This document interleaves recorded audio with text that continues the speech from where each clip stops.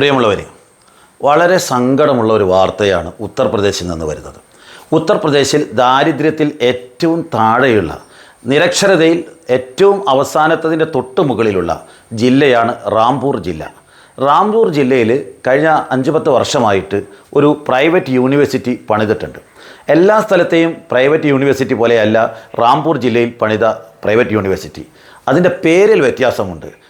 പ്രശസ്തരായ വിദ്യാഭ്യാസ രംഗത്ത് ഇന്ത്യയിൽ വലിയ മാറ്റങ്ങൾ കൊണ്ടുവന്ന അലി സഹോദരന്മാരിൽപ്പെട്ട മുഹമ്മദ് അലി ജൗഹർ അദ്ദേഹത്തിൻ്റെ പേരിലാണ് ആ യൂണിവേഴ്സിറ്റി. നമ്മുടെ കേരളത്തിലും എത്രയോ ഹൈസ്കൂളുകളും കോളേജുകളും ഒക്കെ തന്നെ മുഹമ്മദ് അലി ജൗഹറിൻ്റെ പേരിലുണ്ട്. അങ്ങനെ മുഹമ്മദ് അലി ജൗഹർ യൂണിവേഴ്സിറ്റി റാംപൂരിൽ പ്രവർത്തിച്ചു തുടങ്ങിയപ്പോൾ പുറത്ത് വിദ്യാഭ്യാസത്തിന് പോകാതിരുന്ന, അല്ലെങ്കിൽ വീട് വിട്ടിറങ്ങാതിരുന്ന, അടങ്ങി ഒതുങ്ങി നിന്നിരുന്ന ധാരാളം കുട്ടികൾ ആ മേഖലയിൽ നിന്ന് തൊഴിലധിഷ്ഠിത വിദ്യാഭ്യാസത്തിനും മെഡിക്കൽ കോളേജിലും ലോ കോളേജിലും അങ്ങനെ വിവിധ കോഴ്സുകളിലായിട്ട് 3000-ൽ പരം വിദ്യാർത്ഥികൾ പഠിക്കുന്ന വലിയൊരു യൂണിവേഴ്സിറ്റിയാണ്. ധാരാളം കുട്ടികൾ പുതുതായി, അതായത് ഫസ്റ്റ് ജനറേഷനായിട്ടാണ്, അതായത് ഈ മേഖലയിലുള്ള വിദ്യാഭ്യാസമില്ലാത്ത നിരക്ഷരരായ ന്യൂനപക്ഷ വിഭാഗത്തിൽപ്പെട്ട കുട്ടികളൊക്കെ തന്നെ ആദ്യമായിട്ട് അവിടെ പോയത്.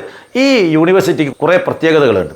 സാധാരണ സ്വകാര്യ യൂണിവേഴ്സിറ്റികൾ എങ്ങനെ ആളുകളുടെ കഴുത്തറുത്ത് പൈസ പിടിക്കാൻ നോക്കുമ്പോൾ മുഹമ്മദ് അലി ജൗഹർ യൂണിവേഴ്സിറ്റിയിൽ പട്ടികജാതി പട്ടികവർഗ വിഭാഗത്തിൽപ്പെട്ട കുട്ടികൾക്ക് ഫീസ് വളരെ നോർമലാണ്, വളരെ ചുരുങ്ങിയ ഫീസാണ്.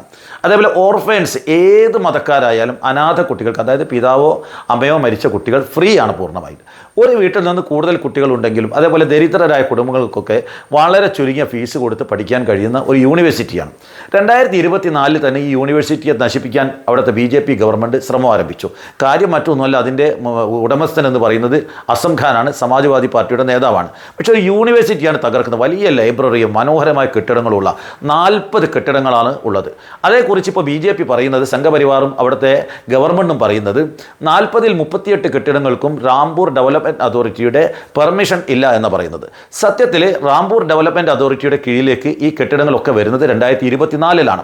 2024 മുമ്പ് റാംപൂർ ജില്ലാ പഞ്ചായത്തിൻ്റെ പരിധിയിലായിരുന്ന സമയത്തുള്ള എല്ലാ പെർമിഷനും ഉണ്ട് എന്നിരിക്കെ അതിനുശേഷം അധികാര പരിധി വർദ്ധിപ്പിച്ച റാംപൂർ ഡെവലപ്മെൻറ്റ് അതോറിറ്റി ഞങ്ങളുടെ പക്കൽ രേഖയില്ല എന്ന് പറഞ്ഞുകൊണ്ട് 40-ൽ 38 കെട്ടിടങ്ങളും പൊളിച്ചു മാറ്റണമെന്നാണ് ഉത്തരവിട്ടിരിക്കുന്നത്. താൽക്കാലിക സ്റ്റേയിലാണ് കെട്ടിടം തുടരുന്നത്. അവശേഷിക്കുന്ന 2 കെട്ടിടങ്ങൾ ഇപ്പോൾ പ്രവർത്തനം നിർത്താൻ വേണ്ടി ഉത്തരവിട്ട മെഡിക്കൽ കോളേജും അതേപോലെ അക്കാഡമിക് ബ്ലോക്ക് ഒഴിച്ച് ബാക്കിയെല്ലാം പൊളിച്ച് നീക്കണമെന്ന് പറയുന്നത്. നമ്മൾ ചരിത്രത്തിൽ കേട്ടിട്ടുണ്ട്, നളന്ദ യൂണിവേഴ്സിറ്റി ബക്തിയാർ ഖാൻ, അലാവുദ്ദീൻ ഖിൽജിയുടെ അനുയായിയായ ബക്തിയാർ ഖാൻ വന്നുകൊണ്ട് നളന്ദ തകർത്തു. ആ ബക്തിയാർ ഖിൽജി നളന്ദ യൂണിവേഴ്സിറ്റി തകർത്തുകൊണ്ട് ലൈബ്രറിയും എല്ലാം തകർത്തതുപോലെ ഇന്ന് ഇന്ത്യയിൽ, ആധുനിക ഇന്ത്യയിലെ ബക്തിയാർ ഖിൽജിമാരായിട്ട് ഇവിടുത്തെ സംഘപരിവാറും അതേപോലെ തന്നെ യോഗി ആദിത്യനാഥൊക്കെ മാറിക്കൊണ്ട് ആ യൂണിവേഴ്സിറ്റി അടിച്ച് തകർക്കാൻ വേണ്ടിയാണ് ശ്രമിക്കുന്നത്. വെറും വ്യക്തിപരമായ വിരോധം, ഒരു സ്ഥാപനത്തോടുള്ള വിരോധം. ഒന്നുകിൽ അത് സർക്കാർ ഏറ്റെടുത്തുകൊണ്ട് നന്നായിട്ട് മുന്നോട്ട് പോവുക, അതല്ല ചെയ്യുന്നത്, ഇടിച്ചു നിരത്തും എന്നാണ് പറയുന്നത്. എന്തിനു വേണ്ടി? അവിടെ ഇപ്പോൾ പുതിയ ക്ഷേത്ര കേസുകളില്ല. അതേപോലെ അയോധ്യയിലെ ക്ഷേത്ര കൊള്ള കേസ് അവിടെ നിലനിൽക്കുന്നു. ഇതിൽ നിന്നൊക്കെ ശ്രദ്ധ തിരിക്കാൻ വേണ്ടിയിട്ട് എങ്കിൽ മുഹമ്മദ് അലി ജൗഹറിൻ്റെ പേരിലുള്ള യൂണിവേഴ്സിറ്റി നടത്തുന്നത് അസം ഖാനാണ്, അതങ്ങ് തകർത്തേക്കാം എന്നുള്ള ലക്ഷ്യത്തോടു കൂടിയാണ് മുന്നോട്ട് പോകുന്നത്. നിങ്ങൾ മുഹമ്മദ് അലി ജൗഹർ ആരാണെന്ന് മനസ്സിലാക്കിയിട്ടുണ്ടോ? ഇന്ത്യയുടെ സ്വാതന്ത്ര്യ സമരത്തിൽ ധീരമായ പോരാട്ടം നടത്തിയ വ്യക്തിത്വം. അദ്ദേഹം കറാച്ചി ജയിലിൽ കിടക്കുന്ന സമയത്ത് അദ്ദേഹത്തിൻ്റെ മകൾക്ക് ഗുരുതരമായ രോഗം പിടിപെട്ട്, പ്രിയപ്പെട്ട മകൾ, ഏറ്റവും പ്രിയപ്പെട്ട മകൾ, ആ മകൾ മരണത്തോടടുക്കുന്ന സമയത്ത് അദ്ദേഹത്തോട് ബ്രിട്ടീഷുകാർ പറഞ്ഞു, അങ്ങേക്ക് ഒരാഴ്ച സമയം തരാം, വീട്ടിൽ പോയി മകളെ കണ്ടുവരാം, പക്ഷേ ഇതുവരെ ചെയ്ത തെറ്റിനൊരു ഖേദപ്രകടനം നടത്തണം.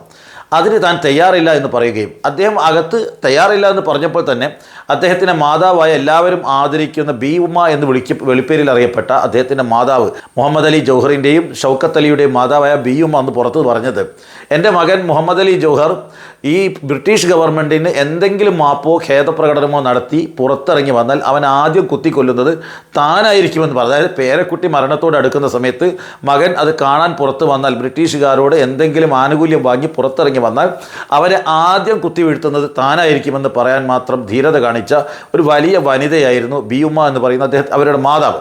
തന്നെയുമല്ല, ഈ ബി ഉമ്മയുടെ കുടുംബത്തിൽ നിന്നുള്ള 257 ആളുകളെയാണ് ഒന്നാം സ്വാതന്ത്ര്യ സമര കാലഘട്ടത്തിൽ ക്രൂരമായി ബ്രിട്ടീഷ് പോലീസ് കൊന്നുകളഞ്ഞത്, ബ്രിട്ടീഷ് പട്ടാളം കൊന്നൊടുക്കിയത്. അങ്ങനെ വലിയ ചരിത്രമുള്ളൊരു കുടുംബമാണ് മുഹമ്മദ് അലി ജൗഹറിൻ്റെ കുടുംബം. മാത്രമല്ല 1931 ജനുവരി 4-ാം തീയതി വട്ടമേശ സമ്മേളനത്തിന് ലണ്ടനിലെത്തിയ സമയത്താണ് ഹോട്ടലിൽ വെച്ചുകൊണ്ട് മുഹമ്മദ് അലി ജൗഹർ മരണപ്പെടുന്നത്. മുഹമ്മദ് അലി ജൗഹർ മരണപ്പെട്ട സമയത്ത് അദ്ദേഹത്തിൻ്റെ മയ്യത്ത് വഹിച്ചുകൊണ്ട് നടന്നത് അഫ്ഗാനിസ്ഥാനിലെയും ഇറാനിലെയും ഒക്കെ അംബാസിഡർമാരായിരുന്നു എന്നാണ് ചരിത്രം പറയുന്നത്. വലിയൊരു ജനക്കൂട്ടം, ബ്രിട്ടീഷുകാർ, വെള്ളക്കാരായ വലിയൊരു ജനക്കൂട്ടം മരിച്ച സമയത്തും അദ്ദേഹത്തിൻ്റെ മൃതശരീരം പൊതുദർശനത്തിന് വെച്ച് അവിടുത്തെ ടൗൺ ഹാളിലും തടിച്ചുകൂടി. ബ്രിട്ടനിലെ ജനങ്ങൾ പറഞ്ഞു അദ്ദേഹത്തെ അവിടെ സംസ്കരിക്കണമെന്ന്.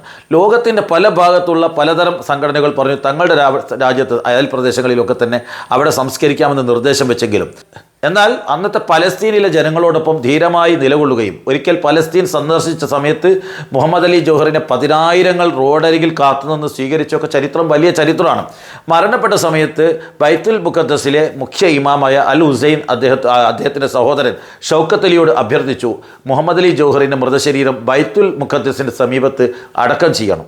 അങ്ങനെ അവസാനം പല അഭിപ്രായങ്ങളും വന്നെങ്കിലും അവസാനം അൽ ഹുസൈൻ്റെ അഭ്യർത്ഥന അദ്ദേഹത്തിൻ്റെ ഭാര്യ അവസാനം അംഗീകരിക്കുന്നു. അതേപോലെ തന്നെ ഷൗക്കത്ത് അലി അംഗീകരിക്കുന്നു. അങ്ങനെ കപ്പലിൽ 15 ദിവസം കൊണ്ട് 21-ാം തീയതി അതായത് ജനുവരി 21-ന് ഈജിപ്തിലെത്തിക്കൊണ്ട് അങ്ങനെ ആ മൃതശരീരം പലസ്തീനിലെത്തിയ സമയത്ത് ബൈത്തുൽ മുഖദ്ദസിലേക്ക് എത്തിയ സമയത്ത് അന്ന് മയ്യത്ത് നമസ്കാരത്തിന് തടിച്ചു കൂടിയത് 2 ലക്ഷം ആളുകളാണെന്നാണ്. പലസ്തീനിലെ ജനങ്ങൾ ഒന്നടങ്കം എല്ലാ കടകടമ്പോളങ്ങളും അടച്ചിട്ടു. 1931 ജനുവരി 24-ാം തീയതി അദ്ദേഹത്തിൻ്റെ ഖബറടക്ക സമയത്ത് പലസ്തീനിലെ മുഴുവൻ കടകളും അടച്ചിട്ട് അത്രമാത്രം ബഹുമാനം കൊടുത്ത 2 ലക്ഷം ആളുകൾ ആ മൃതശരീരത്തിൻ്റെ സംസ്കാര ചടങ്ങിൽ പങ്കെടുത്ത അത്രമാത്രം ലോകത്തിൻ്റെ ബഹുമാനം നേടിയൊരു നേതാവാണ് മുഹമ്മദ് അലി ജൗഹർ. ആ മുഹമ്മദ് അലി ജൗഹറിൻ്റെ പേരിൽ ഇന്ത്യയിൽ ആകെയുള്ളൊരു യൂണിവേഴ്സിറ്റിയാണ്. അദ്ദേഹമാണ് ഇന്ത്യയിലെ ജാമിയ മില്ലിയ യൂണിവേഴ്സിറ്റി ഡൽഹിയിൽ സ്ഥാപിച്ചത്.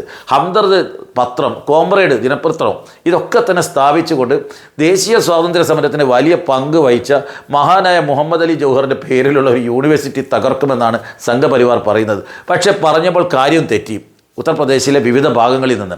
കാരണം ജാതി മത ഭേദമന്യേ എല്ലാവർക്കും സൗജന്യ വിദ്യാഭ്യാസം കൊടുക്കാൻ പരിശ്രമിക്കുന്ന ഈ യൂണിവേഴ്സിറ്റിയെ സംരക്ഷിക്കാൻ ഉത്തർപ്രദേശിലെ നല്ലവരായ ജനങ്ങൾ മുന്നോട്ട് വന്നു. വലിയ പ്രതിഷേധം ഉയർന്നു വന്നു. അതോടുകൂടി അവിടുത്തെ ജില്ലാ മജിസ്ട്രേറ്റ് താൽക്കാലികമായ സ്റ്റേ കൊടുത്തുകൊണ്ടാണ് ഇപ്പോൾ മുഹമ്മദ് അലി ജൗഹർ യൂണിവേഴ്സിറ്റി തുടരുന്നത്. ഏത് സമയവും ഇടിച്ചു നിരത്താനും അത് അടച്ചുപൂട്ടാനുമുള്ള ശ്രമങ്ങൾ ഒരു ഭാഗത്ത് നടക്കുന്നു. ഇന്നലെ തന്നെ നമ്മൾ കണ്ടു ഈ ഗവൺമെൻറ്റിൻ്റെ ഒരു ഹൈസ്കൂളിലെ കുട്ടികൾ, ഇന്നലെ നമ്മൾ കണ്ടതാണ് ഉത്തർപ്രദേശിൽ ഹൈസ്കൂളിൽ 8ലും 9ലും പഠിക്കുന്ന കുട്ടികൾ ഭക്ഷണം കൊടുക്കാനായിട്ട് റോഡിൽ ഇറങ്ങിക്കൊണ്ട് സമരം ചെയ്യേണ്ട ഗതികേട് ഇന്ത്യയിൽ ഉത്തർപ്രദേശിൽ മാത്രമാണ്. വിശക്കുന്നു എന്ന് പറഞ്ഞുകൊണ്ട് 8ലും 9ലും 10ലും ഒക്കെ പഠിക്കുന്ന പെൺകുട്ടികൾ റോഡിലിറങ്ങി റോഡ് തടയേണ്ട അവസ്ഥയുള്ള ഉത്തർപ്രദേശിൽ ആരെങ്കിലും ഉണ്ടാക്കി പാവപ്പെട്ട കുട്ടികളുടെ വിദ്യാഭ്യാസത്തിന് മുൻഗണന കൊടുക്കുന്ന ഒരു സ്വകാര്യ യൂണിവേഴ്സിറ്റി ആ അഭിനവ ഭക്തിയാർ ഖിൽജിമാരായിക്കൊണ്ട് തകർക്കാൻ ശ്രമിക്കുന്ന ആളുകളെ എല്ലാവരും തിരിച്ചറിയണം. ഇത്തരത്തിലുള്ള പ്രവർത്തനങ്ങളെ അപലപിക്കാൻ എല്ലാ രാഷ്ട്രീയ പാർട്ടികളിലെയും നല്ലവരായ ആളുകൾ മുന്നോട്ട് വരണം. ഇതൊന്നും ശരിയല്ല, വളരെ മോശമാണെന്ന് പറയാൻ മാത്രമേ ഞാൻ ആഗ്രഹിക്കുന്നുള്ളൂ. നന്ദി, നമസ്കാരം.